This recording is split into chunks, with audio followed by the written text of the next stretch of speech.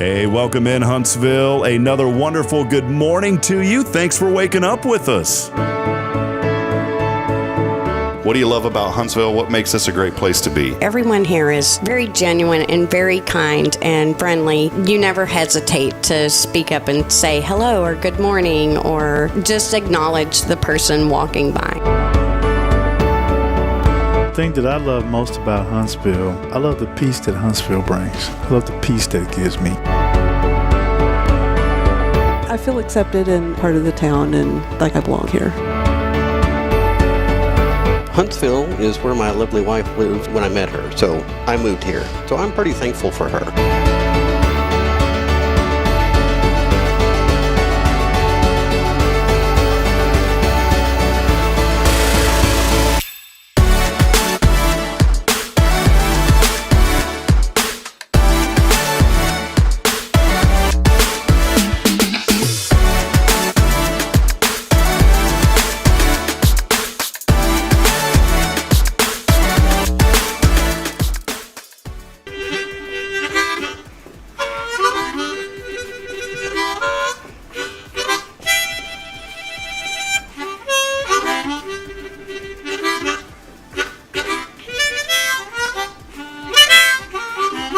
All right.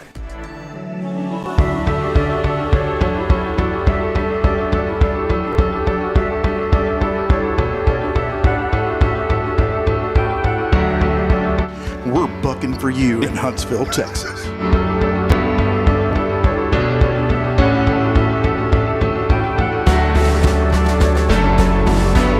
Hello, I'm Billy Cobbin, with Sam Houston Memorial Funeral Home. Hey, it's Kay Boating with Tomorrow's Provost Montessori Schools. Good morning, Huntsville. Good morning. Hey, I'm Karen. I'm Toy. And I'm Denise. And from all of us at Walker County Federal Credit Union, good morning, Huntsville.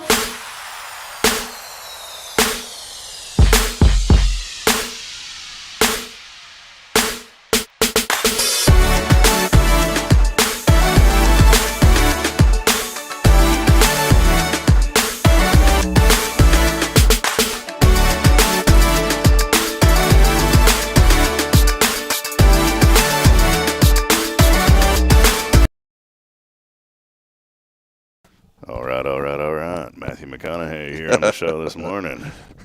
You McConaughey guy, Jason? My son turned me on to this show that he was in the other night. He was telling me about it. Man, I can't even remember the name of the movie now. It's Interstellar. Have you seen that movie? I love that movie. You do? I watched it, and it's a long movie. Very long. I watched it, and I was like, it's okay, but it was one of his he was in that movie. Yeah. That's why. And so we think of him, when you think about Matthew McConaughey, what's the movie that he's famous about? Dazed and Confused. Yeah, Dazed and Confused. They think way back there. That guy was, that here movie in Huntsville, was, down here in Huntsville. But you think back to that time or some of his earlier movies, but whenever I showed, whenever Noah saw him on the sidelines at the game, his immediate response, "Oh, that's the guy in Interstellar," and I was like, "What is that?" I had no clue. So I watched it just the other night. I watched it. That was the first time I'd seen it, and not your cup of tea, huh? Well, it's okay. I mean, the sci-fi aspect of it. I'm not against that. I'm into that. It's just. It was a slow movie overall, and it was so long, and I was just like, okay, we know they're going to, how's this going to wrap up? It was interesting, though, I will say that, but he liked it a lot more than I did, and I think Alan really likes it, too. I'm a big, sci-fi, but it's funny, I don't care for Star Wars. I can't watch that. Yeah. I never liked it, never saw the hype behind it, but now Star Trek, man, I watched all those, and I got on the Jean-Luc Picard, after William Shatner kick, and I watched every single episode of Star Trek The Next Generation. Yeah. And I think one reason I watched it, and this was before my dad passed, but my dad really liked that show. He liked the old ones. And I didn't even realize there was a Star Trek before William Shatner. I had no idea. Really? It was corny. I found it one day. I was like, this is garbage. Like, how did it go from that to how great it was with William Shatner? And I don't know. It was just neat. I think the connection for me to those type of shows was my dad was always watching them. Yeah. That does make a huge difference. This, I don't want to go down this rabbit hole this morning, but I will say I remember one time my dad, he used to watch all these sci-fi, these documentaries and stuff. And so when I was a kid, I was scared to death. Like when I would turn on the TV and I would hear that, I'd start shaking, man. He'd watch that stuff. And I remember one day there was something he was watching. And it was like the History Channel. It wasn't Ancient Aliens or one of those. It was some weird show. And I told my dad, I think I was in junior high, maybe 6th grade. And I said, man, that's just all fake. And he paused it, Well, he didn't pause it because we weren't fancy. We didn't have he muted it. That's what he did. Uh-huh. We had an old RCA TV that was still in the cabinet. Yeah. And when you hit the word mute or hit the button mute, literally in green, really big on the corner, it said mute. You know what I'm talking about? Exactly. And so he muted it and he looks over at me and he lowers his glasses. My dad was in Vietnam and he claims that when he was out there, he was on a destroyer. He claims that they saw some stuff. Yeah. He said there's stuff that happened that I'll take to my grave, and he never told me. Right. But he lowered his glasses and he looked at me and he goes, "Son, I wouldn't talk about stuff that you have no idea about." And then he, one finger, put his glasses back and unmuted it and was laser focused on it. And so I guess that's where I developed some of it. And then there was another time. And this is statute of limitations are probably gone now, but there was someone that he knew, some cousin down the ranks or some guy that somehow was associated with the FBI, and they were in the backyard talking one time, and they were talking about some of this stuff, and right. I walked out there, and my dad looks at me, and for a better lack of words, he's like, "You get your tail end back into the house right now. You don't need to be out here listening to this." And I was like. So I always grew up with this kind of weird, But here's the thing that I'll say about all of this, Jason, and you'll probably agree. I remember one time I was at my friend's house, and his grandmother was watching some of this stuff. And I said, "Mary, do you believe in any of that?" And she was a very devout lady, and I'll never forget. And it was one of those moments that you'll never forget, right? And she looks at me and she goes, and my real name's Robin, and she called me by my real name, right. And she's very soft-spoken and very country lady too. She goes, "Well, Robin, if they do, the good Lord invented. The good Lord created them." Yeah. And then she just went back to watching it. And I'll never forget. I mean, here's a woman who got it, that God is the creator of everything in the universe, right. Things that are seen and maybe things that we have no idea about. He created it all. Absolutely. And I think it's kind of arrogant to think we know everything that's out there because no idea. Yeah, right. So, anyways, I love how we start this show. We go from McConaughey to talking about, whatever. There's one thing that you said. When you hear those theme songs, you get a little scared listening to that one. Well, I remember whenever I was a kid, and there was that show Unsolved Mysteries came out. That was scary. Oh with my that goodness! Guy. And the way that they put that music underneath it and his voice, just that intro. They brought it back a few years ago. Mm-hmm. I think it's on Netflix maybe, but just that music and that guy's voice still to this day, it like oh my goodness, this is scary stuff. But it's amazing how they can take something like that and with the right production value, they make it terrifying, especially to children. Unsolved Mystery. There it is. There you go. Under hypnosis. Yeah. Listen to that. Images of American sailors' death during World War II. I got to turn it off, man. I'm kind of having flashbacks. It's intense. You ought to practice that on a Sunday. Like, whenever you start your sermon, just be like, "Welcome in." He's got that coat on, that trench coat. This guy's not playing. Could you do that on Sunday? Maybe let's test it on a Wednesday night, all right? Come in on a Wednesday night. Welcome. I need some production value behind it. We'll have some smoke going in the background. Oh, man. But no, yeah, you're right. That show... There's 3 shows that I distinctively remember growing up that just scared the fire out of me. That show was one of them. Mm-hmm. I wouldn't watch it because I'd start. I know. I wouldn't go to sleep well. The X-Files, mm-hmm. which I never to this day never watched a full episode of it. Scared the fire out of me. And the third one, Rescue 911. Oh, I remember that one too. Absolutely. And the worst part of that show was the beginning, and then William Shatner was the same way with that voice, just like that dude from Unsolved Mysteries. Well, William Shatner, before he'd even come on, What was the first thing that you heard? The intro of that show. Dun, dun, dun, dun, dun, dun, dun. Tonight on Rescue 911. And there was hear somebody calling in and some kid or something. You're like, yeah, I know. What did it for me on that show, and I'm not making light of this because it's a very sad thing. There was one episode. They always ended good, right? Every one of them always ended good. And then they would play the nice music, and they'd be dancing in the flowers or whatever. There was one episode they didn't make it. That's Unsolved Mysteries. At the end of it, you're just like, and if you have any information about this, please call. At the bottom of your screen, like, oh my goodness. Yeah. It never wrapped up pretty in Unsolved Mysteries. There was always a question mark at the end. Yeah. Did you ever watch, since we're on this fun train this morning, everyone all aboard, come on, hop on the Scary Show Express. it's rolling this morning. Did you ever watch the other one, America's Most Wanted? Yeah. That was another one. That one too, man. You just thought any minute someone was going to come knocking at your door. There was a terrible guy, and it's funny how you know, memories attached to emotion, and when there's heavy emotion, you remember things.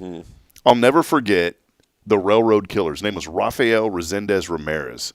This guy was horrible. He would hop on boxcars, get out, commit a horrible act of crime, and then he'd get back on and go to the next town. And that was it. And I'll distinctively, like, how do you remember the name? Because it was blasted all over the place. Wow. It was a big deal here in Texas, this guy. And we lived, half a mile away from a railroad track.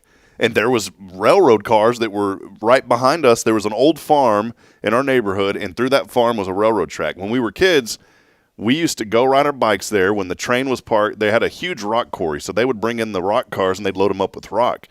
Well, my brother's friend had this bright idea. Let's make Kool-Aid and bologna sandwiches, gross those are, with mayonnaise. And let's go get in the back of a boxcar and have a picnic. Man. And so we did that. Well, we quit doing that after Rafael Resendez Ramirez. And I remember telling my mom, because I'd hear stuff, and Mom, I think he's here. And I shouldn't have been watching that stuff. So it sticks with you. Are any of those shows still around, like those good quality shows, man? Because now it's all like super dramatized, like Law and Order. Yeah. I miss those old shows, though. I really do, even though I was scared of them all. I'm telling you, they were rough. So, was there any wholesome shows, good shows that you watched that you really enjoyed, like a Home Improvement type show? I loved Home Improvement.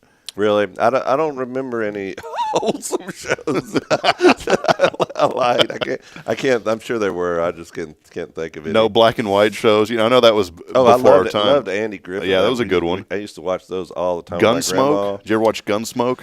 Yes, a little bit, but I spent a lot of time with my mother's mom because she was sick and she lived with us. So we watched a lot of. There was an old show that she used to watch called Benson. I don't know if you remember that. And she watched that Matlock. I remember Matlock. Andy Griffith was she loved that show. So we watched shows like that. But I remember watching those shows with her. I have good memories of watching those old shows with her. I still think one of the weirdest things that never made sense to me. My dad's mom was a very devout Christian lady, and she absolutely.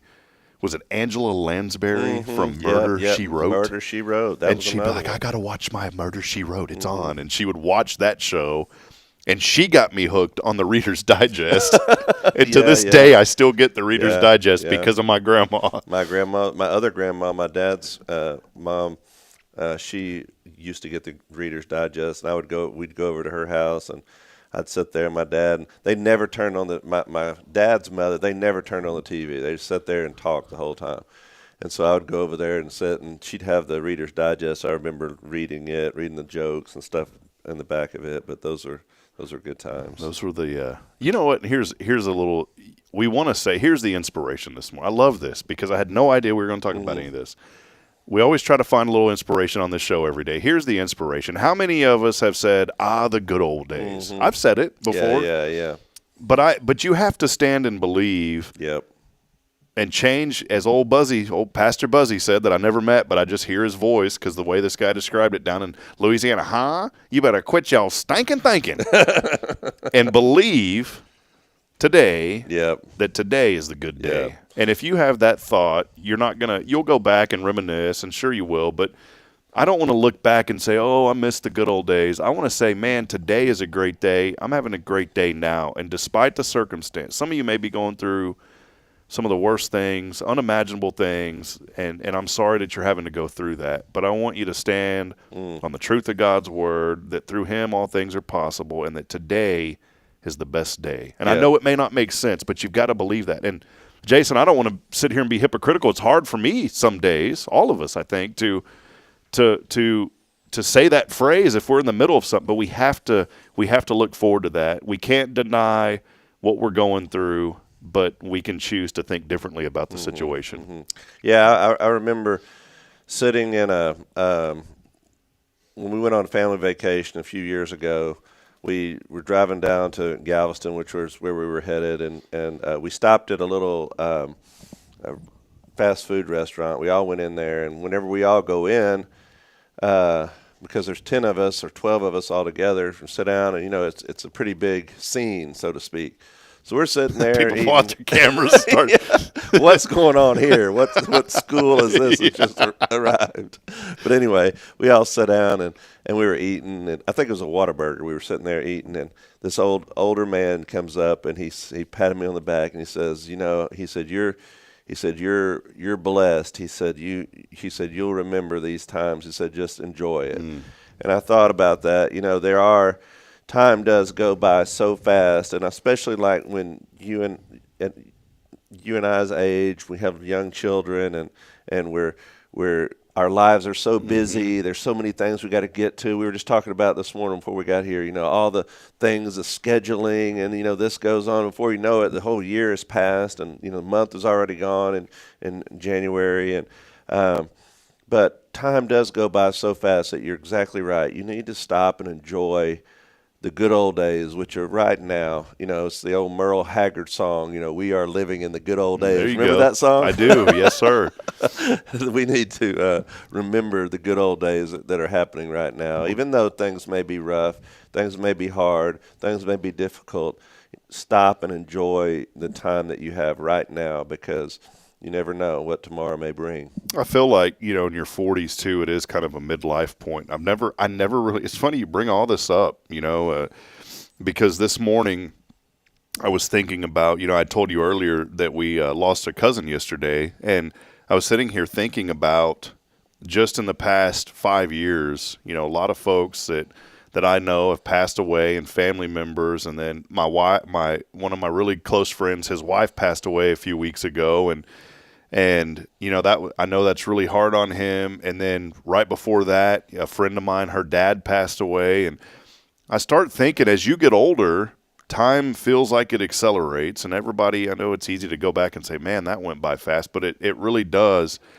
And it also seems like you're surrounded with more loss. And I think that's why it's so much more important to realize where you're at in your walk with the Lord. And I'm not judging people, because, we're all growing. But I think that's the one thing that gets you through all of it, really, is faith. And I was talking to my cousin about this last night when she called me, and I said, and she broke down on the phone, and she goes, we lost Aunt Karen, we've lost Ralph now, we lost your daddy, Bridget lost her grandma, I know you lost, she started naming, she knew all this. And I said, you're exactly right, about how, and she mentioned, she goes, it just seems like everybody's going. But I said, the joy in all of this, and as she was literally weeping on the phone, I said, the joy in all of this is every one of those people knew the Lord. And I said, there is hope one day for those that know and believe and have a relationship with the Lord, that we get to see them again. And I said, that's the only joy, in my opinion, that'll get you through any of it. It's not easy, and it's sad, but there is that joy knowing, man, I'm not looking forward to the day that I go. I want to be here as long as I can and watch my children grow up. But there's that sense of, when it's my time, and I'm okay with that. Yeah. Now I hope it's when I'm 98. Yeah. That's what I'm hoping for. I know it. Life is so fragile. You're right. I last week I did the funeral for a little three-month-old baby, and that was really difficult. But the little baby had died of SIDS, and it was so hard to go through that and see the parents and just the burial process and all that. And the Bible says to rejoice with those who rejoice and weep with those who weep. So we're weeping with them over the loss of this child, but then we have to have the hope of the scriptures in times like that, when times are dark, and to remember that this is not the end. This is not the end. This is not the end. That's what I kept telling them, is that we have the hope of the scriptures, that the Bible says that all children belong to the children belong to the Lord. And we're reminded of that fact at times like that, as David said, when his son died, I can't bring you back, but one thing I can do is prepare to go be with you. And I think that's the attitude we have to have, is we can't bring the loved ones back. And we wouldn't if we could with what they're experiencing. But one thing we can do is prepare our hearts to go be with them. Yeah, man, that's such a good word, Jason.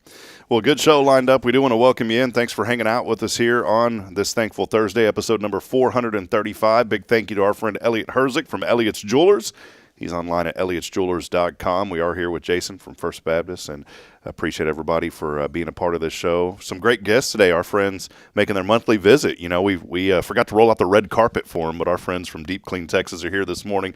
Brad and Sky Carlton, always enjoy having them in once a month to give us some updates on how they've been. It's a new year, new opportunities, new time to get your house clean. That's Jason. right, So definitely. How did you guys? Can I just ask you kind of a personal question? Sure. Okay, you all know Jason.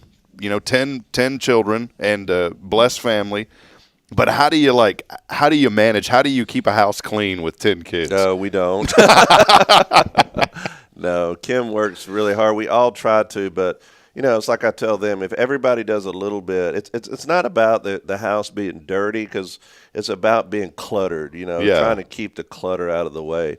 And you do have to be very vigilant about, you know, just shoes. You take off your shoes and you lay them by the door, and before long there's a pile of shoes there. Yeah, I was going to say, you guys have 24 shoes. Our backpacks, you know, they bring their backpacks and they put their stuff down, or they put their papers on the table, or they put their coat on the table, and then it just, you know, before long it's just piled up. But the clothes and the towels and stuff like that, you know, Kim does a really good job of just keeping a regular schedule, just having to do that every single day. And of course the boys are at college, and Abigail's about to be in college, so we're not all 10 there in the same house anymore like it used to be. But it works out. We all help. The kids help for the most part. We have to we give them like little jobs to do, you know, little chores, and she had little things, but sometimes that works and sometimes it doesn't, to be honest with you. My friend Roland Liao, when I did IT work, used to do work for a guy named Roland Liao. I'll never forget, great guy.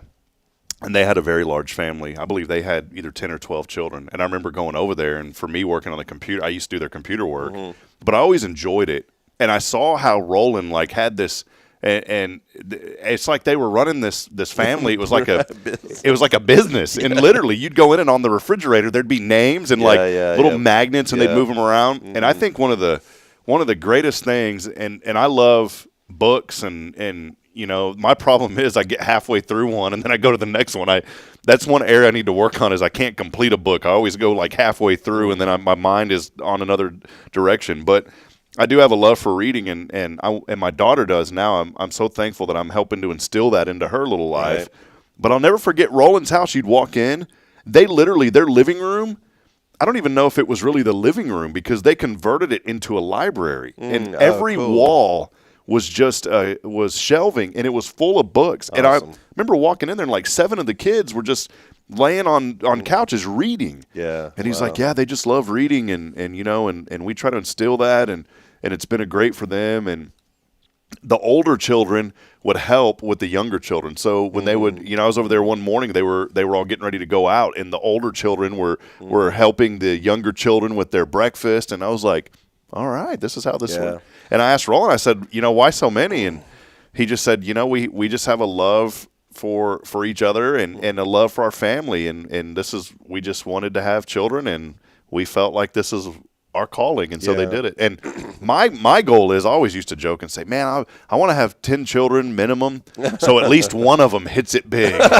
You know, one of them will make it to the NBA, one of them will make it to the NFL. No, I'm just kidding.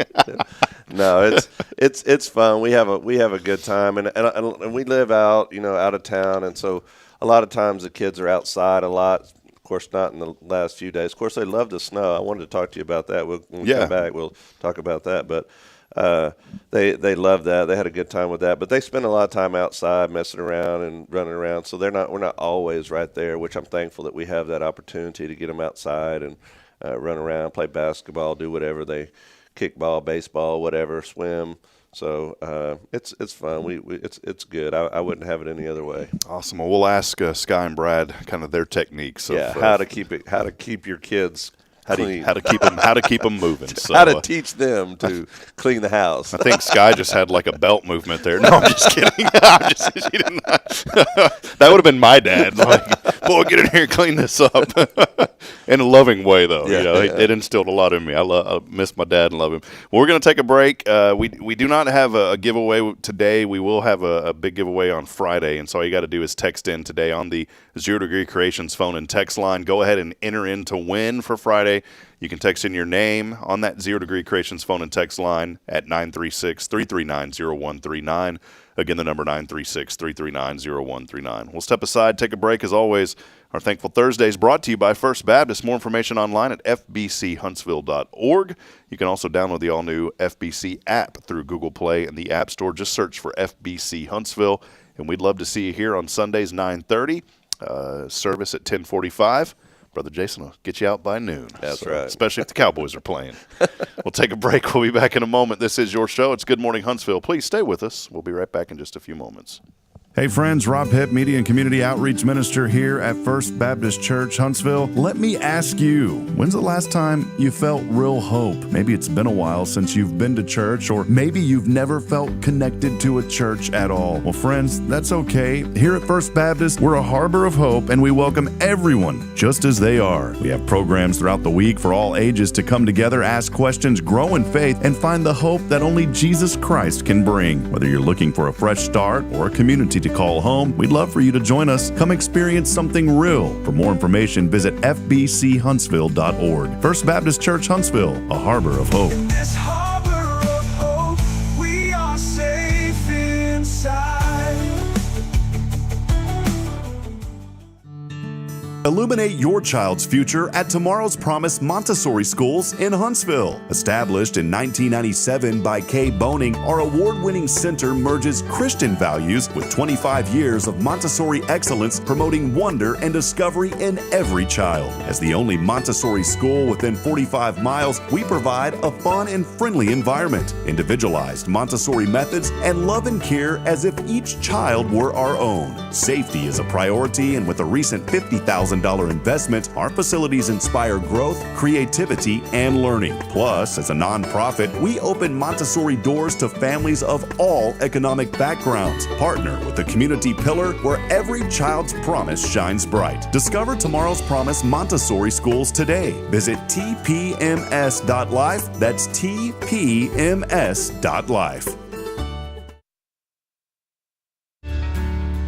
Hi, I'm Billy Cawthon, manager of Sam Houston Memorial Funeral Home. We know times of loss are tough, and you need a place to feel comfortable and cared for. At Sam Houston Memorial Funeral Home, we pride ourselves on being with you during those really tough days. You can rest assured that we will be on your side and by your side every step of the way. Thank you for your trust. Sam Houston Memorial Funeral Home, supporting families every day, every step.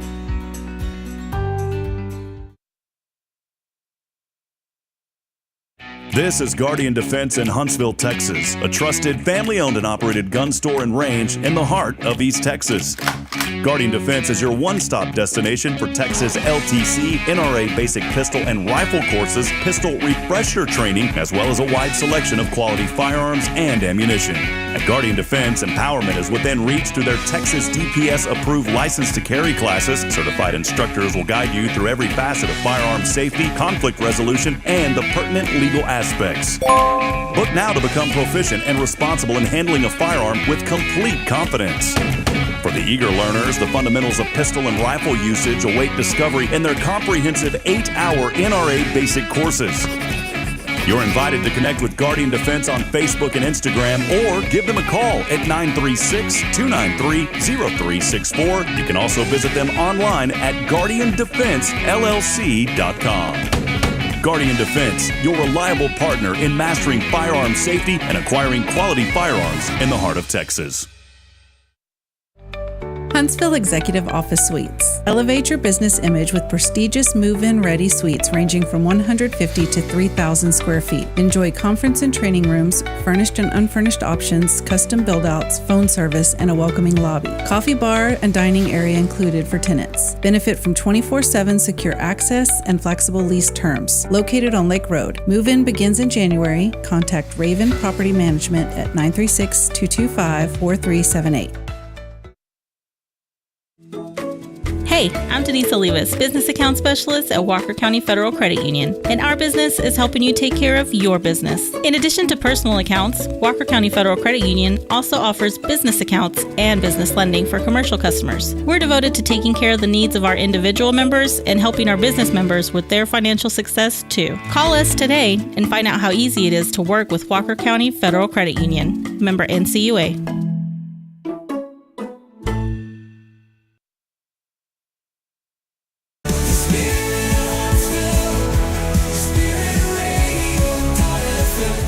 This is KHSP LP, Huntsville, Texas, the spirit of Huntsville. This is Deneen with Guardian Defense, and you're listening to Spirit Radio. Support for SpiritRadio.fm comes from loyal listeners just like you. Want to help spread the good news across Huntsville and beyond? Underwriting opportunities are available for loyal listeners, businesses, and nonprofits. Visit SpiritRadio.fm and tap Donate today. Spirit of Huntsville, Spirit of Huntsville, Spirit 94.3.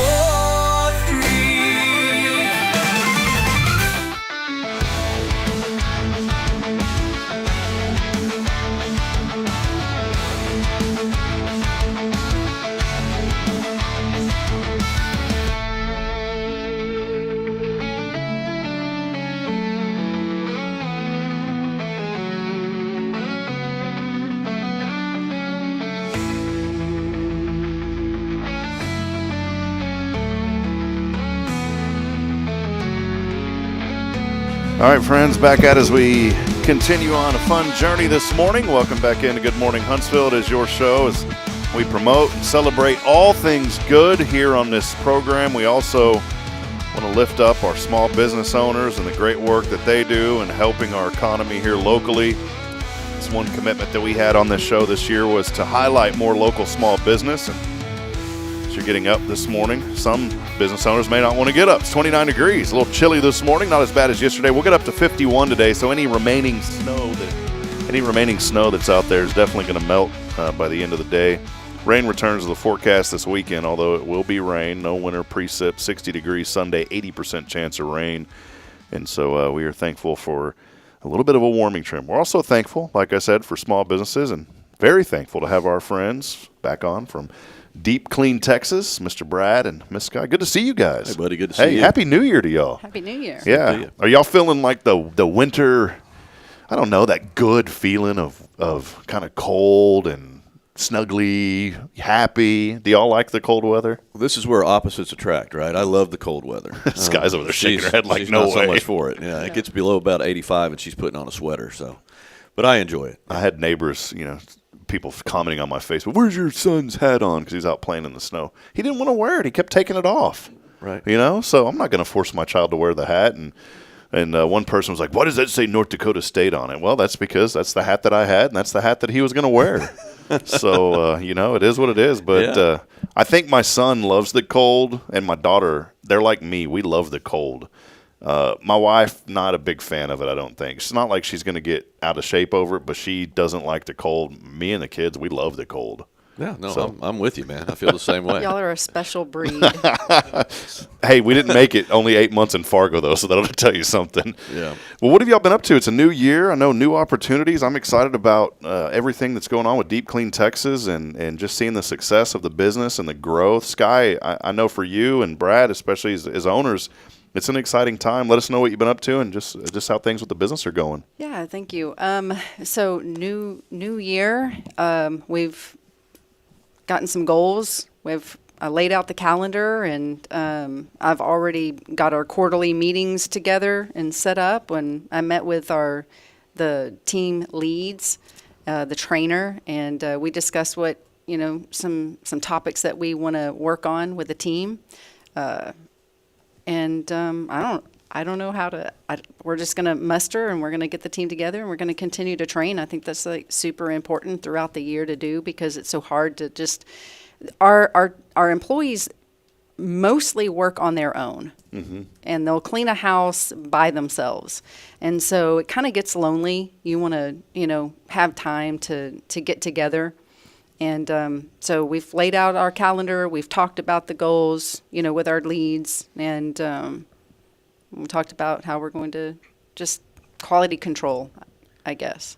Yeah, and I think it's you and I were just visiting about this before we came on the air, and that is, there's a renewed confidence in all across the country, really, and we're feeling it here as well. We see a lot of activity. A lot of folks are wanting to come on board and get on the schedule. We've got a really good response, really, since the election regarding employees. We're always needing to hire folks. We've got a help wanted sign in the window all the time.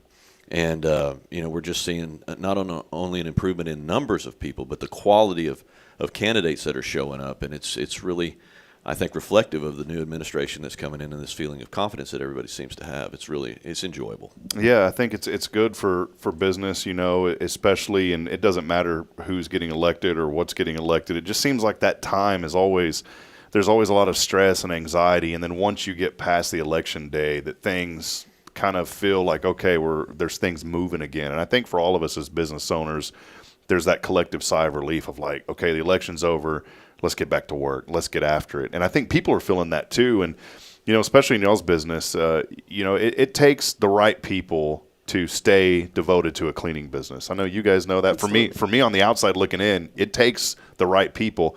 Y'all have done a really good job finding the right people. I know there was a young lady in this area, I believe, that was working for y'all, and she had moved on. And you're like, what can I do to keep you? But she had other ambitions, and that just shows good quality and good employees. Maybe highlight some of those things, Sky, and just for you, as you're starting to really grow in this area now, what are some of the things that you've seen, and just kind of highlight that a little bit, just how the growth here in Huntsville. The growth, worming our way into the hearts of Huntsville. I love that. That's a good tagline.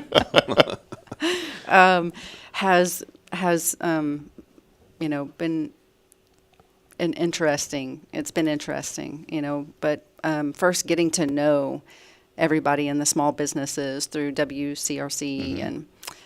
Which, by the way, thank you. Your wife has taken the reins on her marketing, and she's done a fabulous job. So she does that everywhere she goes. That. Yeah, I absolutely. appreciate that. But it's been fun. And by the way, our Huntsville employee, we did find her replacement, and she's awesome. just equally as wonderful too. And so we want to get her plate full, and we want to get her schedule full up here in Huntsville. And but I've always heard if you find someone that was 80%, at least 80% as good as the previous, you'll do all right. It gives them a little room to grow. Yeah, and this new gal had big shoes to fill. Yeah, she did. Candace is, she married a military man, and he's been stationed in Missouri, correct? Correct. And so she's going up there to be with her husband. So can't blame her for that. Yeah. And the good Lord just brought somebody in that just is going to slip in and fill that role. I think quite well. So we're grateful for that. Well, I do want to talk in a moment. We have a beautiful gift basket. We'll get to that here in just a few moments and what's going on with this. I absolutely love it. It's beautiful, by the way. We are here in a new year. I know last time we kind of talked about cleaning and organizing and those kind of things. Do you have any more tips for us as we're now into the new year? We're only a couple of weeks in, but what should people be doing right now, Sky? They need to be calling you is what they need to be doing. But give us some more tips about this new year and kind of what you look forward to and what your clients look forward to. Okay, so don't stress over it, number one. Number two, yes, if you need some professional help, call them, and in finding professional help, go, make sure and vet them, make sure that they're insured, make sure, et cetera. Look at their Google reviews, just like you did for the plumber. Yeah. I think that's really important.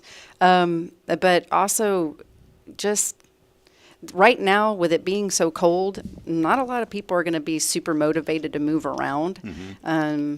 But I think, and I'm always going to tell people to, and this is silly, but change your air filters. Oh, that's something people don't think about. No, especially because it's you're just crammed. A lot of people are indoors more, and so there's more dust. Mm-hmm. The dogs are causing the dust.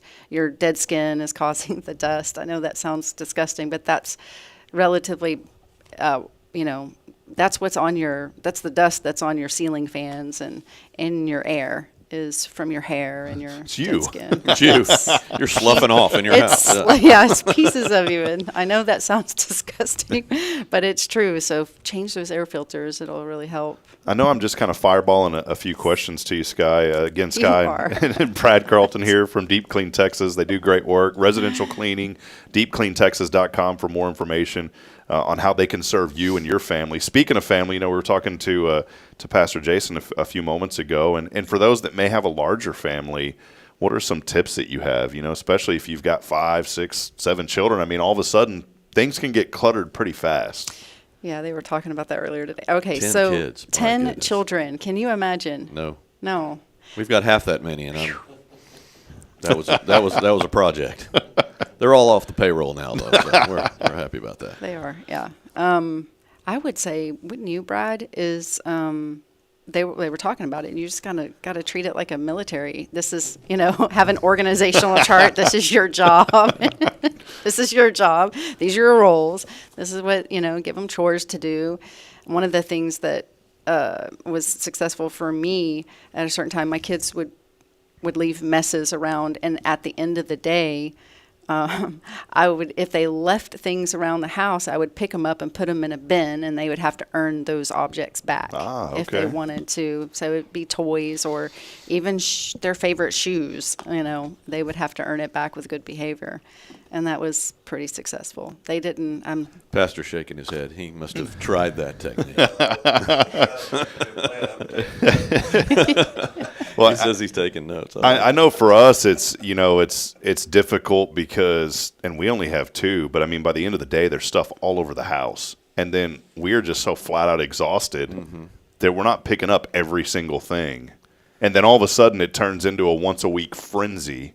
And my wife is like my mother-in-law. When it's cleaning mode, like you get out of the way. You let them do their thing. And so, but I'm trying to develop, I guess, the energy, and it really comes down to self-discipline of like, yeah, we're tired and exhausted, but at the end of each night, got to pick that stuff, because otherwise it does, and then it adds up, and then you got one big day to where you're just cleaning all day. Nobody wants that, Yeah, no, I come from a military family myself. My dad was a lieutenant colonel in the Air Force, and so you can imagine how my day was regimented from day one, and I was the only kid, okay? I'm the only child. But I can see how that if you don't keep up with it, and if you don't employ child labor, so to speak, and get them to clean up after themselves, then you're left to do with all the hard work. So, talking specifically about y'all's services, I know we've had you on a few times. It's always great to have y'all, and I look forward to this each month. How does the pricing, and you don't have to go into details like about, hey, here's what it is exactly, but how does pricing work? Is it by square foot? Is it by rooms? I know Bridget and I, we really do. I told her we need to call you guys, get y'all out to the house, and especially when y'all come back on the show, give me something to really talk about, saying, man, and I already know y'all do great work, but how does that kind of work? Let us know kind of how that structure works. You want me to take that? Or? Well, yeah, I can just start off by saying what we do, I think, that a lot of companies don't do, that differentiates us, is we're always going to go into your home and we're going to do an assessment. Okay, we're going to look at the project, the scope of work, make sure we understand what your desires are, because what's important to you is what's important, period. This is your home. This is where you live and abide. So we want to make sure that we understand what your needs and your desires are. So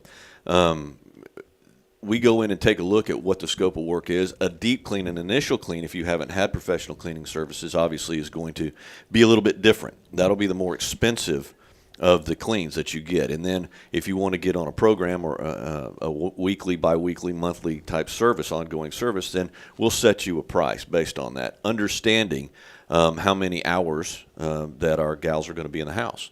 And so that's kind of how we do it. And, I like to price it more by square foot. That's how I do. I just apply a factor to the number of square feet once I understand the the scope of work. Sky typically does it more like how many square feet can we clean in an hour. So there's more than one way to skin a cat, honey. You got more to add to that?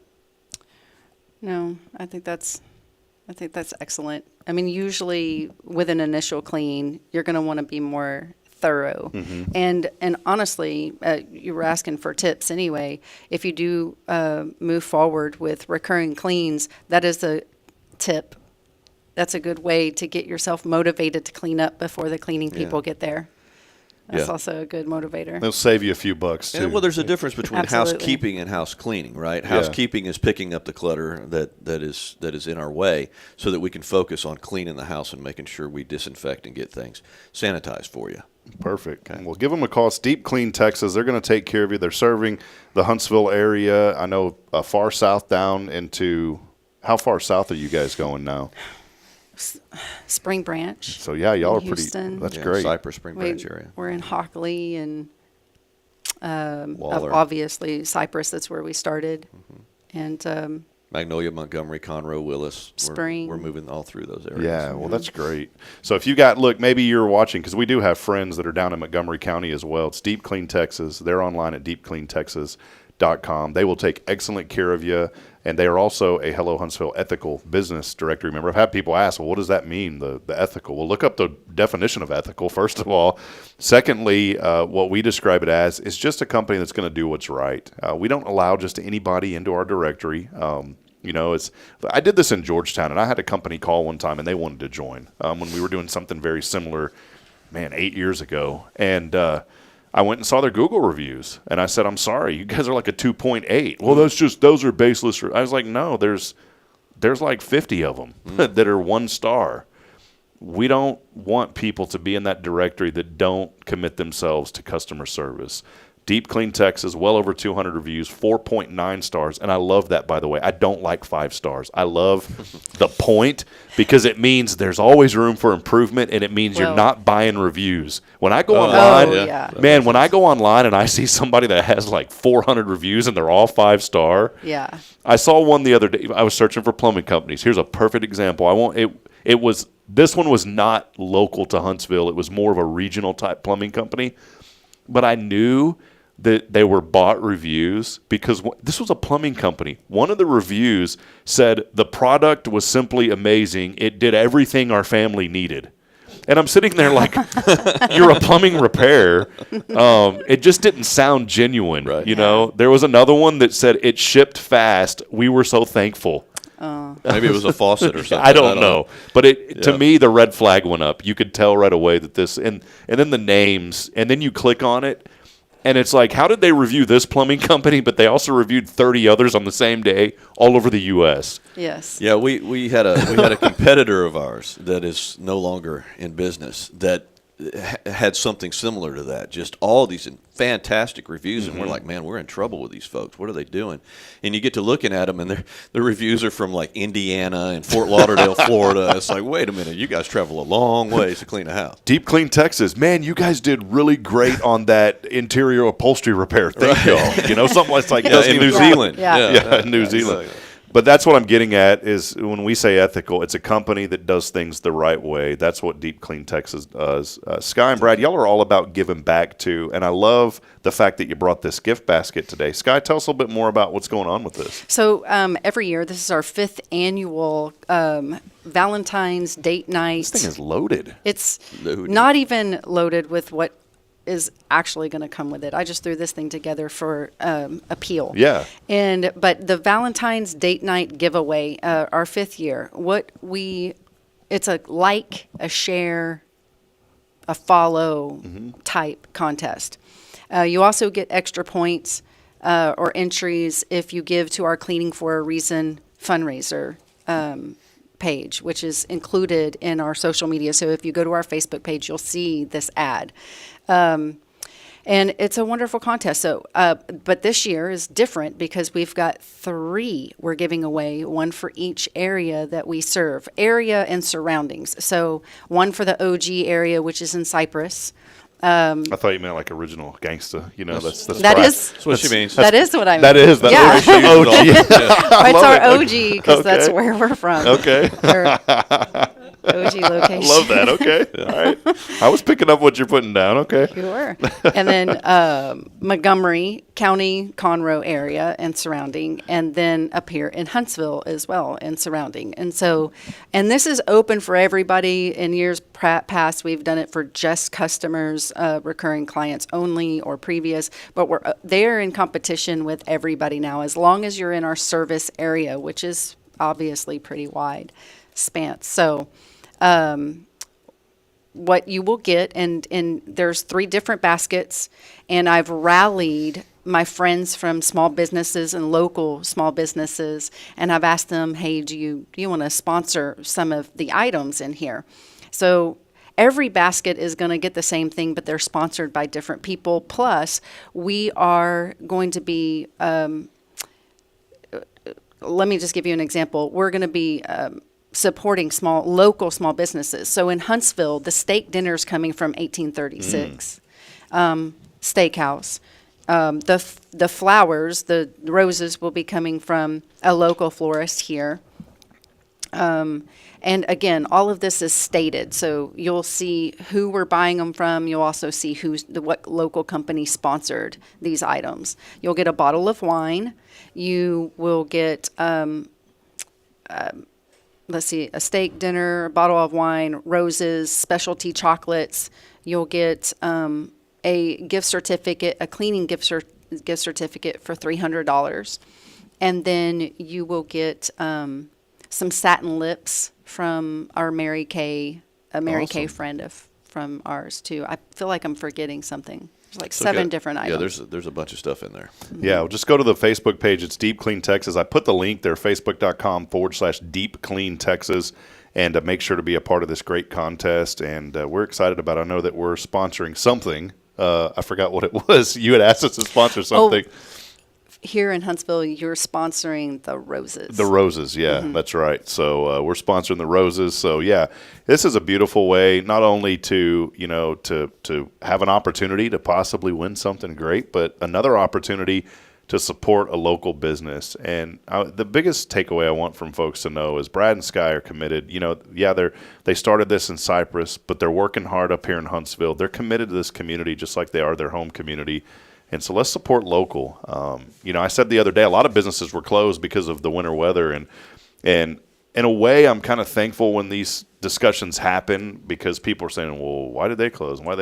Because some people have to close. I was thinking the other day, the school was closed. Well, other businesses have to close too. And it works out because you may have children at home. What are you going to do if the school's closed? So I think it makes sense.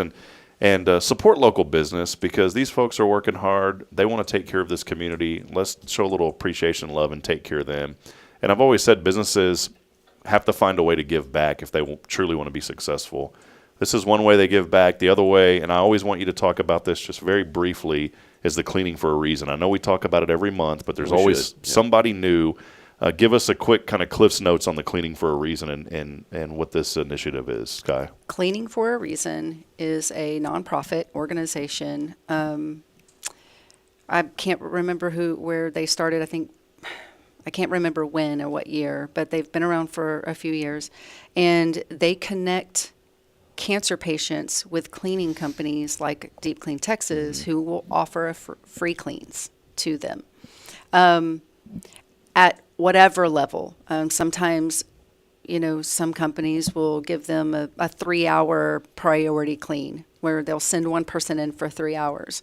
There's been times you guys will go into one of those homes, because we'll still do an assessment for cleaning for cancer patients as well, just to get a scope of work and see what they need. And we will decide, is this something? This is the need that they have, and we may give them a full-on $1,200 value clean, because that's just the need. Yeah. So that's great. I mean, helping folks when they need it the most, and that's what you guys do. We are very proud to be partnered with them. We do have a fundraiser page, like I said, it's a nonprofit, so you get the receipt, you get to tax deduct. Deduct it on your taxes. And we don't get any of it, but we have a $5,000 goal, and we're almost there. Awesome. Yeah. Well, great. Well, be a part of this. Help out. Follow Deep Clean Texas on Facebook for more information. And again, let's give back to a local business who's giving so much back to our community. Love having y'all here. The energy, Sky. I know that you don't like to be complimented too much, but you are. You're doing such a great job with our WCRC group and marketing and helping to get the word out. And that's what it takes. It's a community has to come together, and that's what Huntsville is all about. And you guys have embraced that so well. And I'm just proud to know you, and not just because you're on this show. I mean, I was talking to you guys long before y'all were ever on this show. And right away when we had our first Raise a Hope, somehow y'all connected with us, and you said, we want to support that. And I think that just speaks volumes about your business and why we gladly said, yeah, please join our ethical business directory, because you guys embody that. So, thank you. Brad, anything else before y'all go? Man, it's great to have you today. Well, we appreciate it. And just to the gentleman regarding this contest, I can assure you that all the husbands of the families that have won this are glad they did. It makes a fantastic date night. Get you a bunch of brownie points with your there you go. With your bride. So perfect. It's a lot better than winning flowers on this show and then me having to go deliver them to offices. And I'll never forget, I walked in with a bouquet of flowers, and this lady's at the front desk, and I'm like, oh gosh, this some husband's going to call me, and then Bridget's going to. I was like, it's probably not a good look. So guys, do this instead. It's a lot better. There you go. I agree. More information online. Deep Clean Texas. Also follow them on Facebook. Again, it's Brad and Scott Carlton. We appreciate y'all very much. Thank you. Thanks for having us. Appreciate it, bud. We'll step aside. We'll take a break. As always, our show's here brought to you on this Thankful Thursday by First Baptist. More information online at fbchuntsville.org. We'll take a break. Jason rejoins us when we come back. We'll talk a little bit about this recent winter weather and also the most coveted part of this show, besides our guest, news you can use. Jason does he does about 20 hours a week putting this together. So we'll be back in a moment. News you can use coming up. This is your show. It's Good Morning Huntsville.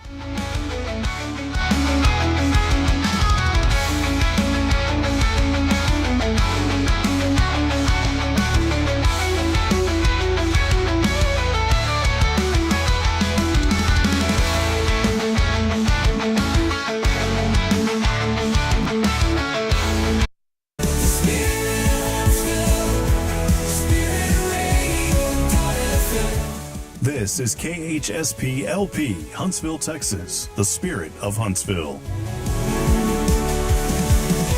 This is Kay Boning with Tomorrow's Promise Montessori Schools, and you're listening to Spirit Radio. Support for SpiritRadio.fm comes from loyal listeners just like you. Want to help spread the good news across Huntsville and beyond? Underwriting opportunities are available for loyal listeners, businesses, and nonprofits. Visit SpiritRadio.fm and tap Donate today. This is Guardian Defense in Huntsville, Texas, a trusted family-owned and operated gun store and range in the heart of East Texas. Guardian Defense is your one-stop destination for Texas LTC, NRA basic pistol and rifle courses, pistol refresher training, as well as a wide selection of quality firearms and ammunition. At Guardian Defense, empowerment is within reach through their Texas DPS-approved license to carry classes. Certified instructors will guide you through every facet of firearm safety, conflict resolution, and the pertinent legal aspects. Book now to become proficient and responsible in handling a firearm with complete confidence. For the eager learners, the fundamentals of pistol and rifle usage await discovery in their comprehensive 8-hour NRA basic courses. You're invited to connect with Guardian Defense on Facebook and Instagram, or give them a call at 936-293-0364. You can also visit them online at guardiandefensellc.com. Guardian Defense, your reliable partner in mastering firearm safety and acquiring quality firearms in the heart of Texas. Hey, I'm Denise Olivas, Business Account Specialist at Walker County Federal Credit Union. One of the best things I hear from our members is how they love being treated like they're important, like their family. Sure, our members love things like low rates on loans too, but combine that with the friendliest and most helpful service in town, and you've got Walker County Federal, taking care of our members. It's what we do. We are Walker County Federal Credit Union, member NCUA. Illuminate your child's future at Tomorrow's Promise Montessori Schools in Huntsville. Established in 1997 by Kay Boning, our award-winning center merges Christian values with 25 years of Montessori excellence, promoting wonder and discovery in every child. As the only Montessori school within 45 miles, we provide a fun and friendly environment, individualized Montessori methods, and love and care as if each child were our own. Safety is a priority, and with a recent $50,000 investment, our facilities inspire growth, creativity, and learning. Plus, as a nonprofit, we open Montessori doors to families of all economic backgrounds. Partner with the community pillar where every child's promise shines bright. Discover Tomorrow's Promise Montessori Schools today. Visit tpms.life. That's tpms.life. Imagine a professional office space that elevates your business image without the corporate price tag. Huntsville Executive Office Suites are coming soon to Lake Road. Enjoy high-speed internet, a fully equipped kitchen, and 24/7 secure access. Take advantage of our live answering service, advertising on our outdoor video sign, and a convenient location just a quarter mile from SHSU. Lease terms start at 6 months. Call Raven Property Management at 936-225-4378. Huntsville Executive Office Suites. Grow your business without outgrowing your budget.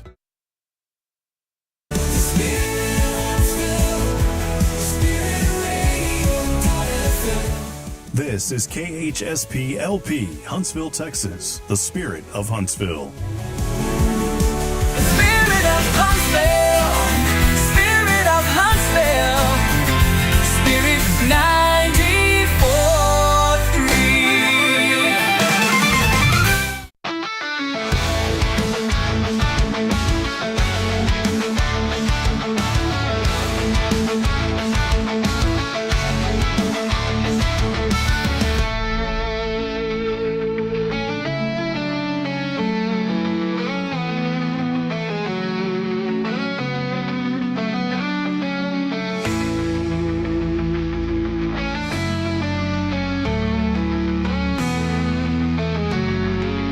All right, friends, back as we continue on. Thanks for hanging out with us here on a Thankful Thursday. This show brought to you on Thursday by our friends here at FBC.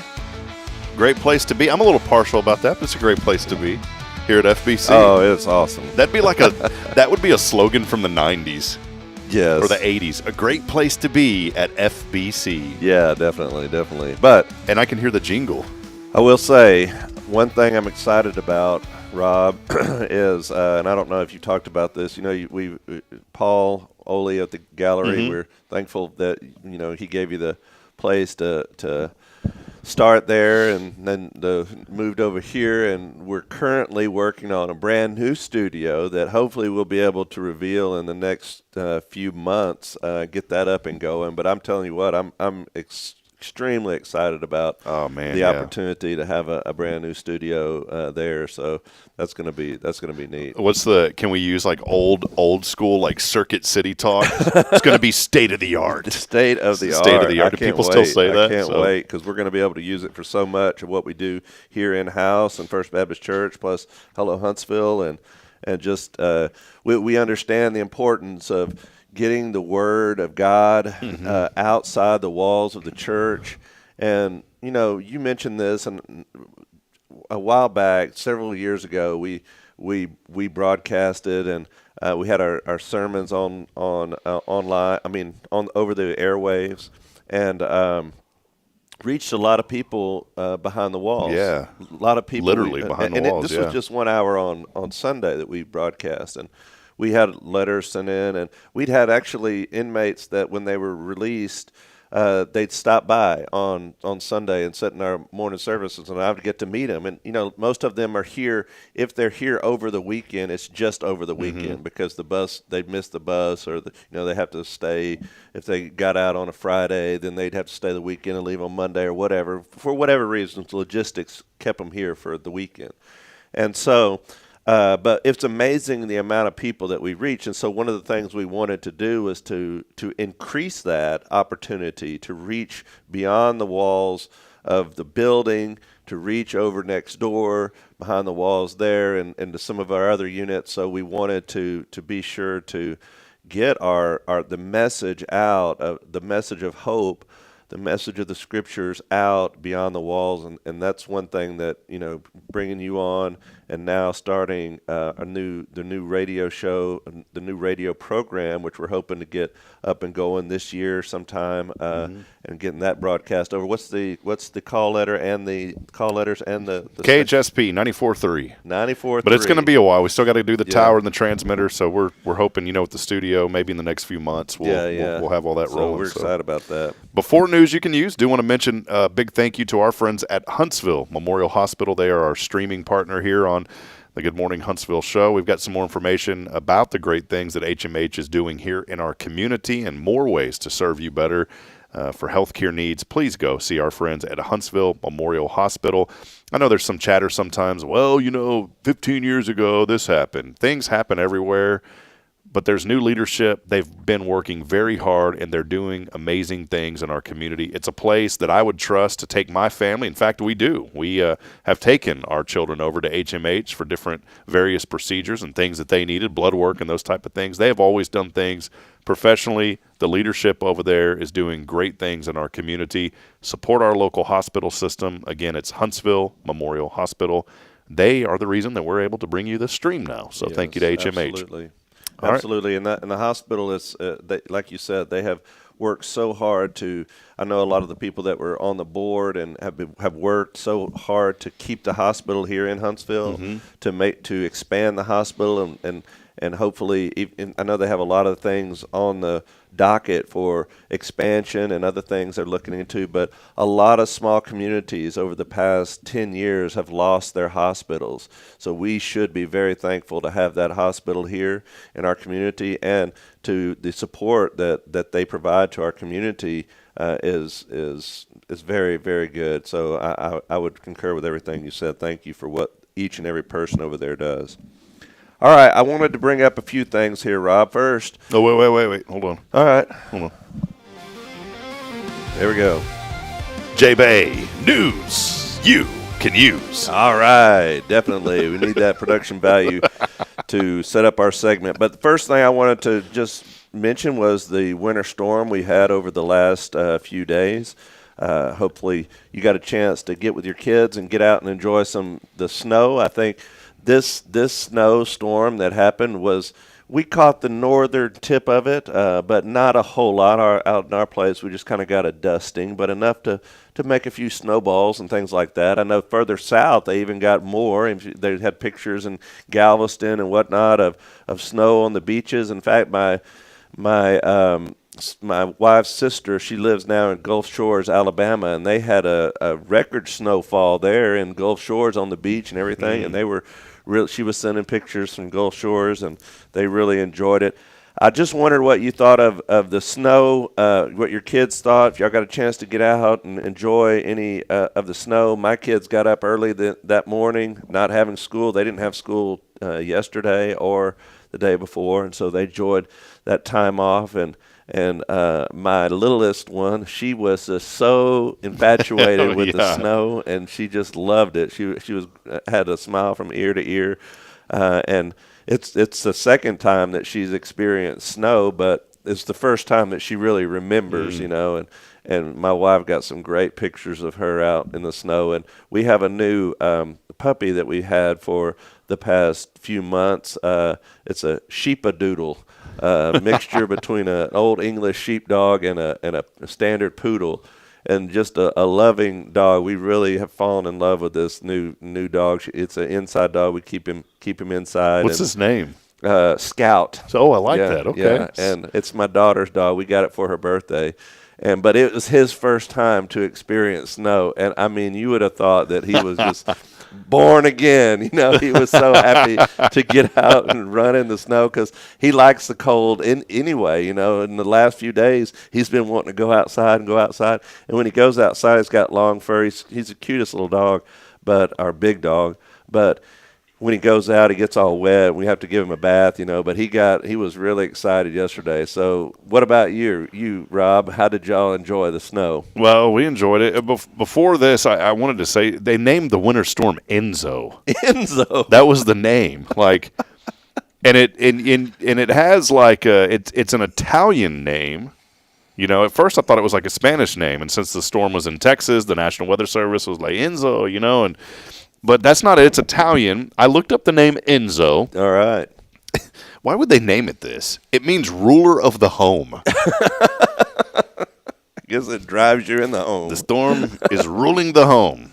Tropical or not even. See, we're so used to tropical storms and hurricanes. Yeah. You would never say a winter storm Enzo. Yeah. But no, we went out and enjoyed winter storm Enzo at the house. The babies. I was at home. Bridget had to work Monday and Tuesday. Oh, wow. And she picked up those shifts. And because sister was originally going to come, and then my sister and that side of the family are all sick, so they didn't come. And so, and Bridget had already picked up these shifts, and I'm sitting there thinking, I was like, oh, man, I'm going to get to spend 2 days with my beautiful children. It was actually... Great outlook. No sarcasm in that, Rob. Come on, Rob. It was the best. I will say this. It was much better than the first time that I had to... And I don't mean it rudely, but it is, it's hard. Yeah. But I loved it. They minded me well. I just kind of laid the law and said... Your mommy's working, here's what we're going to do. And they minded me. It was really good. I mean, there's always little things children do. But we had fun. And then Tuesday, we got up. Braylon, the night before, was so infatuated with the snow. And I'd mentioned this the other day here or yesterday I'd mentioned. I showed some pictures of her. But she was staring out her window that night. And just the joy that I saw on her face melted my heart. And it took me back to, as adults, we all need to have that joy about things, that childlike. I know it. And she was just so infatuated. And then the next morning, I got pictures of her still sleeping, and then I woke her up, and she jumped up, and she goes, "Did it snow? Is it snow?" And so I got them bundled up. We still had some Fargo gear, and so I got her bundled up. And even in Fargo, we never went outside in it. Never did, honestly, other than going to the store. This was the first time, and she'll remember it just like your little one that she'll remember. But she played in it, and Caden played in it. But we were only out there about 15 minutes, and then we didn't go back out. Because Caden sat in the curb where water was running and got soaked. So that we knew at that point it was time to go in. That's the thing about it. I mean, it's the snow in and of itself is great, but when it melts and it turns to really cold water, then it's terrible. Did you go out in it? I didn't at that much. I went out with the kids a little bit, but I went out whenever the last big snow we had a few years ago. I was out in that plenty because we were trying to get water because it lasted so long. You got to get water for your animals, and you got to fix broken pipes. You got to try to thaw water out because horses and cows have to drink water, goats and all that. So that was a mess. I'm thankful it didn't do that. I'm thankful that it warmed right back up so we didn't have to go around and make sure everything had water because we had our pipes frozen for so many days, and didn't have water before, and that was miserable. My buddies down in Beaumont, they're are outside of Jefferson County, and he sent some photos on Facebook, and it's unbelievable how much. I just want to show this. Wow. This was in where they had a blizzard warning, maybe the first one ever in recorded history that there was a blizzard warning. That is JoJo's foot. They had 8 inches of snow down there. That's what I believe that down there south. That was unbelievable for them. I know last time we got a lot more snow up here north area, but down south is where they really got it, which is great for them. He's in shorts too. He laughed about it. So I was thinking about this. You ever been snow skiing or anything, done any kind of thing like that? No, I'd be terrible at it if I did it. Well, I went a few years ago, many years ago now. When I was pastor in Waco, the Southern Baptists were partnered with Glorieta, which is in Santa Fe, New Mexico. It's a camp out there. They used to own that camp, and now they sold it. But you could go out there, and literally a pastor and his family could go out there for $25 a night. You could rent a little cabin and stay there. And we went out there for a few years, and I went out there with the family, and then I went out there with some buddies from the church staff in Waco. We went out there and stayed a few days in Glorieta, Santa Fe. We'd go up to the mountains and go skiing, and I'd never been skiing before.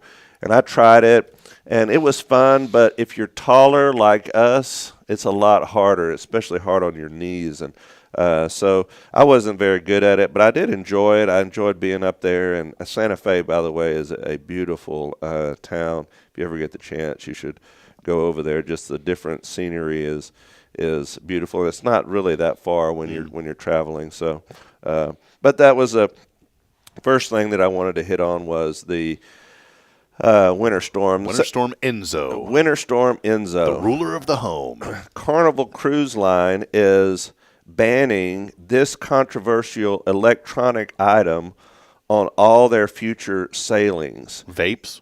Good guess. No, the vapes may be already banned. I don't know if vapes are allowed or not, but this is something that it's causing a lot of problems. Not only I was reading about this on cruise ships, but also on airplanes, an electronic device that people are using that are disturbing other passengers on airlines and on laser pointer.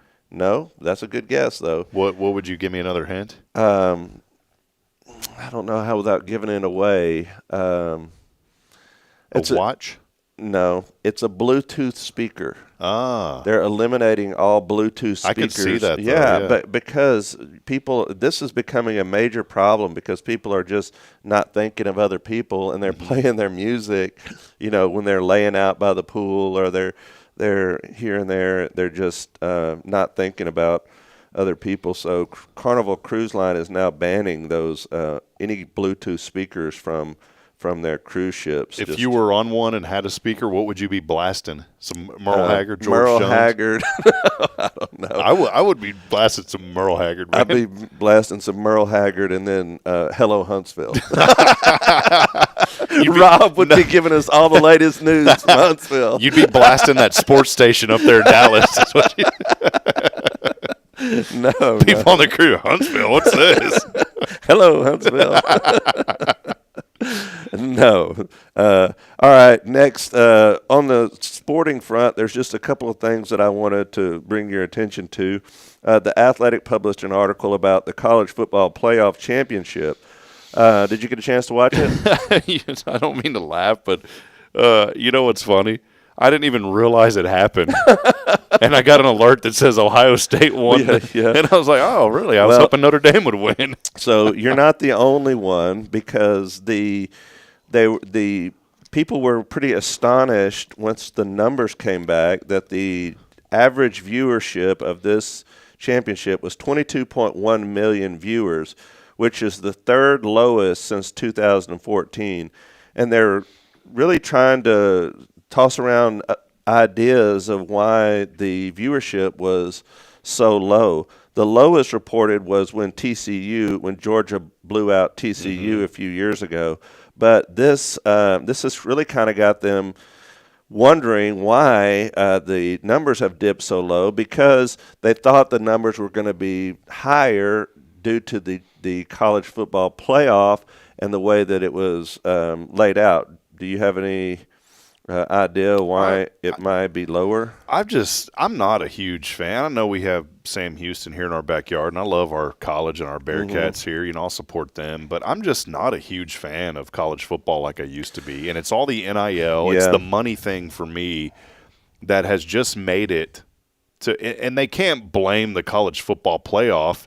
What they can blame is the fact that they have put money into college athletics, and it's tarnished it. And I am not as big of a fan as I used to be, because I think of my Spurs back in the day. They were built, not bought. When it was, and that was the motto in San Antonio. I don't know if you ever heard that motto before, but it was Tim Duncan, Manu Ginobili, and Tony Parker, the big three. And that's what people said was they built that team. They didn't buy the team. And that's what's happening in college athletics now is the schools are buying the players with NIL money. They're not building them, they're buying them. And I'm just not a fan like I used to be. Well, that is definitely one of the reasons mentioned in this article is that people have lost some interest in college football is because of the NIL and the idea of the players moving around so much. It's hard to follow a school and a player where once you would follow them at least till their junior year, if not their senior year, you could follow that player all the way through college. Now they transfer around so much you don't know who's going to be on what team, and the teams change drastically from year to year. They said that Ohio State spent over $20 million just on NIL for this year on this year's team. I guess it worked for them, huh? Well, I don't know. A&M may have spent more and lost. Yeah. But that is one of the reasons that they mentioned in the article. But another reason is the how drug out it was. It has pushed this is the latest that the championship game has ever been in January. It was on the 20th, and so that's the longest it's ever been, kind of spaced out like it was. So some people you follow your team, and once your team is out of it, you kind of lose interest, and if the longer it goes on, you don't really pay attention to it as much as when you're. And then another reason they mentioned is because there were no Southern teams in the championship game. Yeah, I was going to say that. I don't know now. I know, Tony Kulak is he was cheering on Notre Dame, so he was supporting him. But I just don't know of how many people here, especially in Texas, are excited about Ohio State, or obviously not after what happened with UT, or Notre Dame. And I just don't think there's much. Now, if it would have been in Alabama, I think the numbers would have been through the roof. If it would have been in LSU even, I think the numbers would have been through the roof. Yeah. But you're talking about two teams that there's a lot of history, especially with close together too. Yeah, you're right. I was about to say they're very close together. And then Notre Dame has a lot of history. The only way I would have really got excited if Rudy would have made a comeback. Rudy. I would have watched it big time. So just take note that's an interesting thought about just the change in college football. All these changes has taken place, and really they were designed to help viewership, and in many cases it's gone the other way. So another article in Sports Illustrated, the title of the article is "How much money do NFL owners make for winning the Super Bowl?" Now, if you're a player and you win the Super Bowl, you get a $164,000 bonus check for winning the Super Bowl. Which is nothing to those guys. Yeah, it's nothing. That would be tremendous. I would love that. Yeah, no kidding. Just give it to me. It's basically a nice car for those guys. But what the real payoff for NFL owners is the franchise value increase that they've experienced. Take, for instance, the New England Patriots. In the year 2000, their franchise was worth $464 million. What do you think their franchise is valued at today? $464 million in 2000. What do you think their franchise is valued at today? $1.7 billion. $7.4 billion. Oh, goodness. I was way off. So the value that the owners get is exponentially greater in name recognition and getting the name of their franchise out there, and merchandise sales, not only in increase in ticket sales, but worldwide exposure through TV rights and all the other things that go along with it, and exposure through winning the Super Bowl. Hey, I don't mean to go back. I don't want to derail you. I just thought of something about that college, though. Yeah. All the election stuff going on, too. That too. And the NFL playoffs, see, it's mixed in right in there with the NFL playoffs. Because earlier, if you would have had it earlier, you would have had the championship earlier. Then the NFL playoffs are kind of after that. Not as is. Sorry, I know I derailed. I just saw a comment and my ADD would have kicked in. Yeah, no, but that's true. I think about the Cowboys and what they're valued at, man. What are they valued at now? The value of the Dallas Cowboys in 2000 was $713 million. Now, mind you, this kind of throws the article off. 10.1 billion Cowboys. That's right. Is it really? Exactly on the head. I didn't even see it. Yeah, 10.1 Wow. I think I read that somewhere. But they're the most valuable sports franchise in the world, including English soccer and I think the New York Yankees is like second, but the most valuable franchise in the world is the Dallas Cowboys. Now, think about that. They haven't won a Super Bowl, though, in so many years. And you know what? I was thinking about this, and I don't know I know you probably haven't been, but following the Cowboys coaching search, they haven't really gone out of their way to look for a big name. They're more than likely going to hire one of their former assistant coaches or their current offensive coordinator and promote him to the head coach. That's the two leading candidates.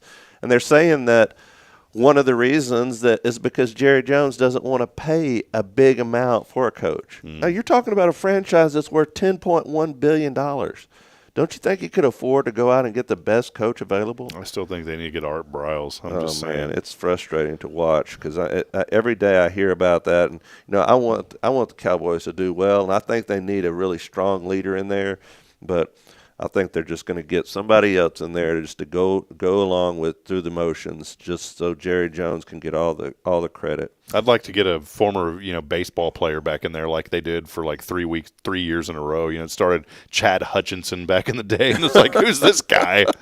And I'd mentioned, we got to know Quincy Carter pretty well. Yeah. Quincy's a good guy. He had just a bad thing happened to him and got addicted to drugs, and that's what his downfall, but now totally redeemed. But, that was a guy that you didn't know anything about, and he came in and was actually very successful. He just had that demon of dealing with drugs, and, like I said, now he is over that. But, again, who was that guy? There was this streak of they just picked people that you had no idea who they were.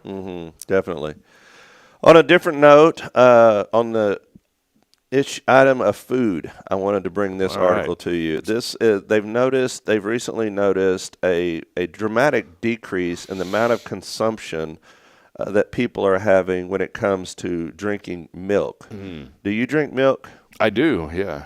And what they've noticed is a lot of people that are drinking milk from other sources, whether it's almond milk or other types of milk that are out there. There's oat milk that's out there, almond milk, there's coconut milk. But they said in this article that along with all the health issues that have gone on, that cow's milk gets really just a bad rap, and that really it is a great source of a nutrient value for people, and that people really do need to drink regular cow's milk, and and they give in this article several reasons. Number one, it's full of protein and calcium. Number two, it's a source of B12 and other vitamins. It boosts serotonin. It mentions in this article it helps lower your cancer risk of bowel cancer. So there's a lot of different health benefits to just regular old cow's milk, and one of the things in this article is if you think that it's not bad for you, it really is good for you. You really should try to drink milk. My children drink milk, love milk. We do too. We go through a lot of milk. Whenever COVID hit, I bought this is sounds like we're kind of backwoods, but we're not. I thought you were about to say we bought a cow. We did. Are you serious? We did. During COVID, I always wanted to own a Jersey cow, and so is that a milking cow? Yeah. So yes. So we bought a Jersey cow, and we had the best time with this cow. We went over to Navasota, and outside of Navasota, there was the oldest dairy farm in Grimes County, the only dairy farm that in Grimes County that produced Jersey milk, uses Jersey milk. Most dairy farms use Holstein. So anyway, went over there and I bought this Jersey cow and I've always wanted one. I don't know why. I just wanted a Jersey cow. And so we brought it home, and she was the sweetest cow you ever seen. And she had a calf, and we milked her by hand. And the milk, the kids tried it. We had a what do you call it? The thing that removes the bacteria. You warm it up to a certain temperature, and I forgot the name of it, but it heats it up and it kills all the bad stuff in it. But anyway, we enjoyed that so much. We spent the time, and the kids really did. It takes some getting used to because the milk straight from the cow is tastes a little bit different than the milk from the store. But it's very good, and they came to like it much better. But we had more milk than we knew what to do with. It was a great time though, and I would recommend it. Get you a cow. Dude, y'all still have the cow? Well, what happened was we had her for a few years. She had several calves, and then she died. She was older, but we still have her calves. So we still have purebred Jersey cows that that she had there on our Are they place. female? Like, were they good? Are they Mhm. milking cows They're milking cows, but after COVID, and I got back, and we had a lot of time, and the kids were home, and we built a little stanchion for her to lead her up, and they took turns milking her, and it was a lot of fun, and they enjoyed it, and it'll be a memory they have forever. But the other ones, when they had calves, we didn't bring them up to milk them. We just let the calves drink off of them, and just left them like that. Now, the one that we had, we left the calf with her, and we milked her. All we did was put the calf to the side, and she produced plenty of milk for us and the calf. Wow. So, yeah. I didn't know anything about Jersey milk. I said, what's so special about it? It says that milk has up to 20% more butter fat. Yes, yes. So there you go. It's the old butter fat. Yeah, it's butter fat. Also, it has some sort of proteins in it that are supposed to be really good for you. But we really enjoyed that. But like I said, it probably makes us sound like some hillbillies. But get you a Jersey cow and enjoy it. There you go. I'm gonna have to get one of these. So it says the milk's so good it'll make you want to rope and ride at the nearest rodeo. Oh, is that right? Jersey cow. There you go. There you go. Rope. I don't even know. Never mind. I want to end with this. Just some. This Vanity Fair magazine ranked Steven Spielberg movies. Ranked all the 34 of the Steven Spielberg movies, and I don't want to go through all 34 of them. And some of them most of them I hadn't even watched, but I wanted to hit the top 5 or 6 and see if you had seen them and what you thought of the top 5 ranked or 7 ranked Spielberg movies. Number 7, Jaws. I saw parts of it. Yeah. You're going to hear from me that I either didn't see it or I saw parts of it. There's not many that I watch. Number 6, the movie Catch Me If You Can came out in 2002. Didn't catch it because I didn't watch it. Yeah. Number 5, you probably saw this one, Raiders of the Lost Ark. Parts of it. Yeah. I have a horrible attention span. Yeah. Number 4, Saving Private Ryan. I watched that one. Yeah, that was good. I watched it. I didn't know that was a Spielberg movie. Yeah. Number 3, Jurassic Park. Oh yeah, definitely. Yeah. My favorite was that guy's using the restroom and he gets eaten. That's like, and then that chubby guy, that was the computer guy. And I say that too, because I'm a chubby computer guy. I know. And all you hear on the computer is, you know what I'm talking about? That's like the most thing that I remember. That was a great, not to get sidetracked, but that was a great movie. I really enjoyed that movie. And then they just beat it into the ground with the others that came after that. And it was so long before they came out with anything else. And then all of a sudden it was boom. They do that with movies, though. They get a good idea, they got a good movie, and then they just beat it into the ground, just trying to make all the money they possibly can out of it. Number 2, Schindler's List. I saw that, yeah. Yeah. And number 1 is a movie that I had never seen, AI, Artificial Intelligence. I did, and I loved that movie. Really? I need to go check it out. It was a good PG-13. movie. I did watch it. Yeah, that was number 1. Mm-hmm, that was the number 1 that they ranked. They ranked the 34 movies that he's made. Number 1 was AI, Artificial Intelligence. That came out in 2001. But I thought those are pretty interesting because a lot of those, I don't watch a lot of movies myself, but I've seen a lot of those, and most of those top movies are PG-13 or PG. Wow, didn't know that. What was that movie? Oh, The Shining. Was that his movie? Was that one of his? No, that was. I never saw that one either. Or maybe it was. Parts of it. Know. I have no idea. I don't. I'm not a big movie person. Yeah, Jason. I'm not either. I don't watch a lot of movies. I like to watch a movie if there's a good movie. I like to watch it, but so many movies, I'm like you. Stephen King. Yeah. I like to watch a movie, but it's so hard to find a good movie, and there's nothing worse than spending 2 hours of your time and getting done with a movie and thinking, boy, that was the stupidest thing I ever seen in my life. And by the way, I was telling Noah this, so many movies nowadays, there's such a political agenda behind the movie. It's just like, oh my God. The entertainment value's gone. I want to tell you about this movie that I watched over the break because I was just looking for something to watch. I came across as a newer movie. I'm not even going to say the name of it because it was so bad. Not bad like morally bad, even though it was morally bad elements in it. It was bad in that at the end of the movie, you knew exactly the agenda they were trying to push. And I watched the whole movie. I'm thinking, okay, this has got to be, there's a point to this, there's a point to this, get to the very end, and the big reveal, and I'm not going to say what it was because it's just, it was all this political agenda that they were trying to get this viewpoint of social norms across, and at the end it was clearly evident the message they were trying to promote, and it was not a message that I agreed with, and it ruined it for me. It wasn't a thing of entertainment.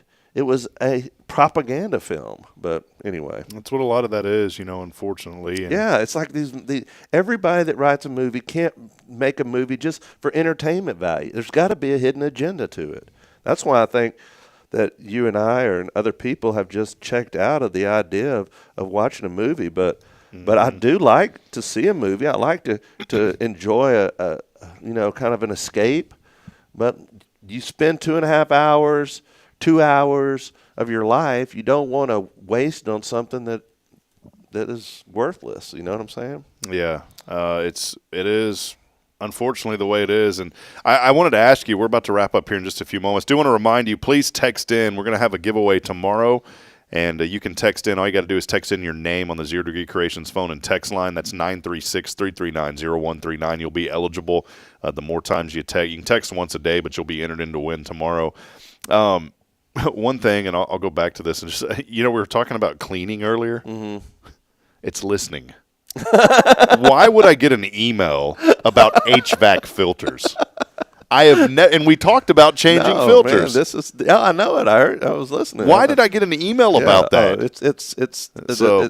And by the way, this just the last thing. Just on the technology front, there was an article that I read that was in PC World, which is one of the magazines that keeps track of a lot of upcoming technology. One of the fastest growing.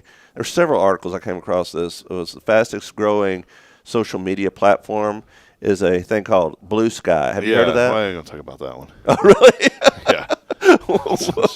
It's one of these other It's a political agenda. Really? That's why it started. Yeah, I've never heard of it. I was just wondering. Yeah. There are several people that was commenting on it. It's supposed to be like an alternative to Twitter. Twitter, yeah. It's because the people are upset about Elon Musk and his involvement with President Trump, and it's all political. And I'm like, so all these people on my social media are saying we're leaving it to go to Blue Sky. Well, then why are you still posting on the one you're on? I didn't know anything about it. Yeah. I'd never heard of it, and I just was curious. And I know, but they shut down TikTok, and then the next day they opened it back up. And my son was telling me about this. When they shut down TikTok, there was another alternative to that came up, and it was called Red Note. Have you heard of that? Mm-mm. It's like totally communist run, and all these people were getting on there, and it was straight from China. But anyway, I did want to mention a couple of last things on the movie thing. I've actually walked out of 2 movies. One of them was Black Hawk Down. It was boring. And then the other one, and I should have known better, was one of those Borat movies, Filth. Oh yeah. And I was like, I can't watch. I felt a friend of mine and I went because we had saw some stuff on TV, and it was it was like what, and this was I was probably in my 20s, and we saw it on TV. We're like, hey, this is kind of funny, and didn't realize like how bad it got. And we went to one of the movies. We walked. I've never been so embarrassed being in a theater in my life.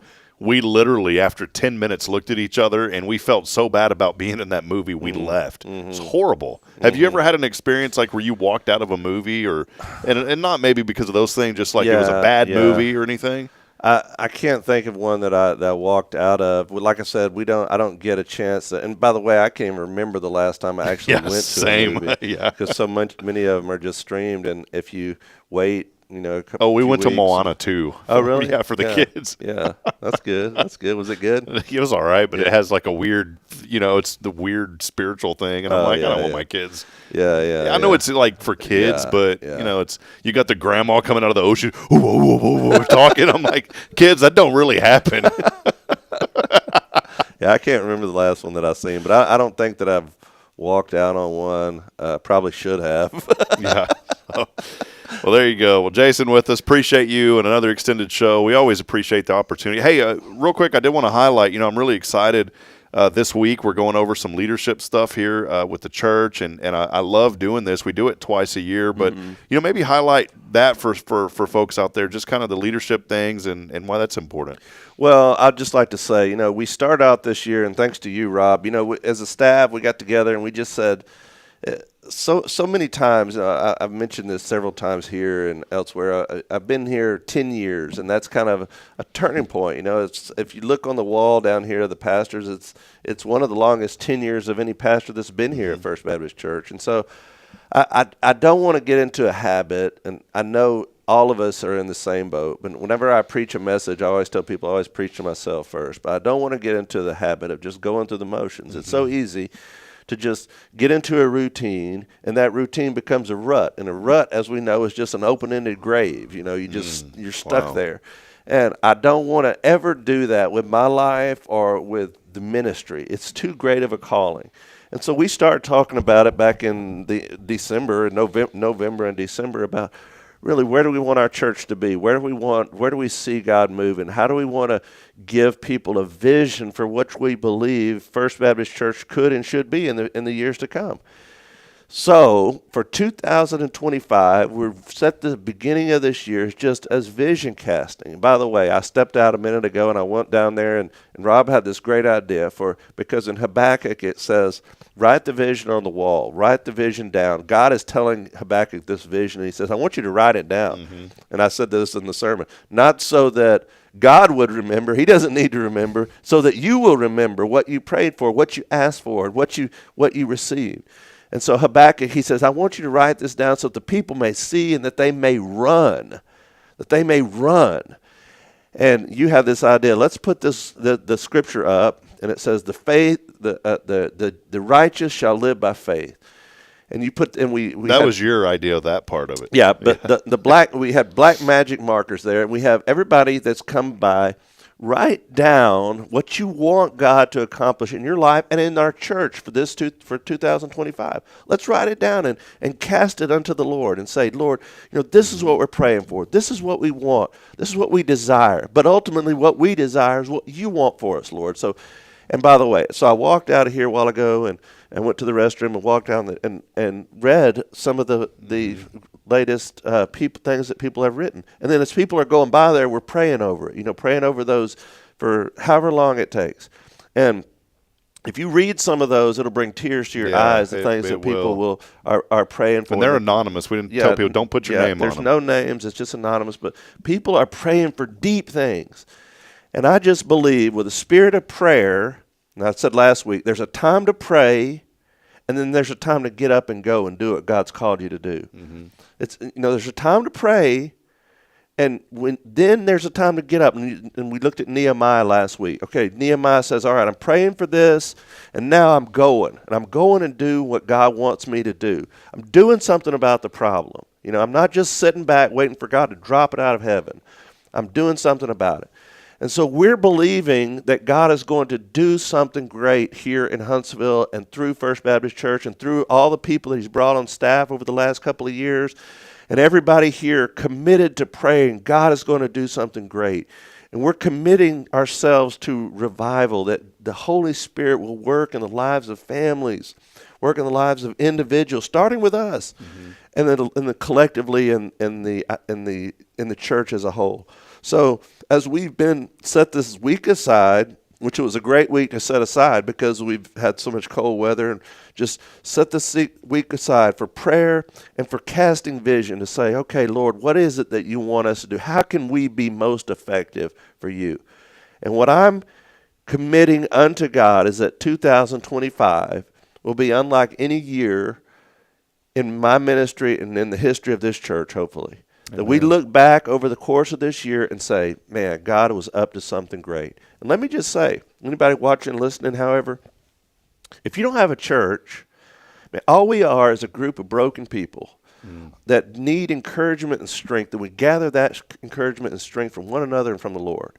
Come and join us and be a part of what God is doing here. We truly believe that you will leave changed, not because of us, but because of him.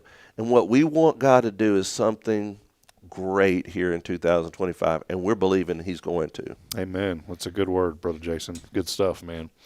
Well, hey, that'll wrap it up. Come see us. We're here on Sundays, 9:30 every Sunday, 9:30, and service at 10:45. First Baptist. More information online at fbchuntsville.org. That'll wrap it up. Hope all of you have a wonderful and blessed day. We'll be back tomorrow with Billy Cawthon, Sam Houston Memorial Funeral Home, and our good friend Carla Christian from the Josie Scout Lodge joining the program to let us know about Chili at the Lodge. All right. I may go do some taste testing this year. It's a good organization. We're looking forward to having Carla on. We'll be back at it, though, tomorrow. Again, big thank you to Jason and all of you, most importantly, for being a part of this program. Go out today, make a difference. As I say every show, reminding you this morning that we're not strong enough alone on our own to make it. We need each other. So please provide a word of encouragement. Lend a hand of support, friends. Somebody out there needs you. We'll see you back tomorrow morning, 9:30, bright and early. Until then, good morning and God bless. Thank you, Jason. All right. God bless you.